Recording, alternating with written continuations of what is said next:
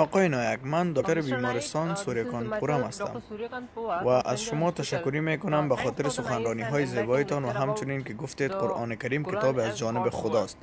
من از شما یک سوال دارم. می خواهم بپرسم آن این که خدا را چه کسی خلق کرده است؟ منشأ خدا از کجاست؟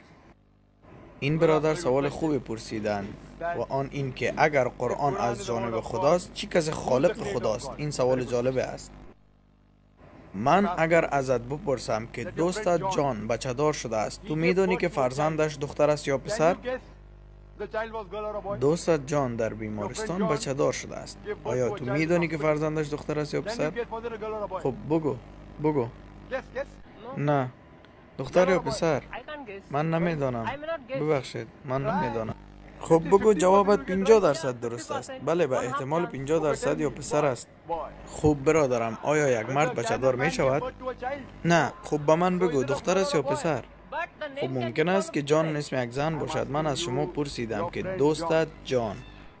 من هیچ زنی را نمیشناسم که اسمش جان باشد. نه خیر، ما می توانیم چنین چیزی بگوییم. خب شما در نظر بگیرید دوست جان یک مرد است و در بیمارستان بستری است و بچه دار شده است. خب فرزندش پسر است یا دختر؟ دختر است. آیا یک مرد بچه دار می شود؟ نه. بله، حال متوجه شدید که مرد بچه دار نمی شود. پس چطور می پرسید که فرزندش دختر است یا پسر؟ خدا خود خالق است. پس سوالت به اساس است که چی کسی خدا را خلق کرد. مثل این است که من بپرسم دوستت یک مرد است و بچه دار شده است، فرزندش دختر است یا پسر؟ این سوال ها مشابه هستند. طبق شناختی که ما داریم مرد بچه دار نمی شود. پس چطور می پرسید که فرزندش دختر است یا پسر؟ به همین دلیل خلقت خداوند بدون دلیل است. هر مخلوق خالق دارد بجز از الله.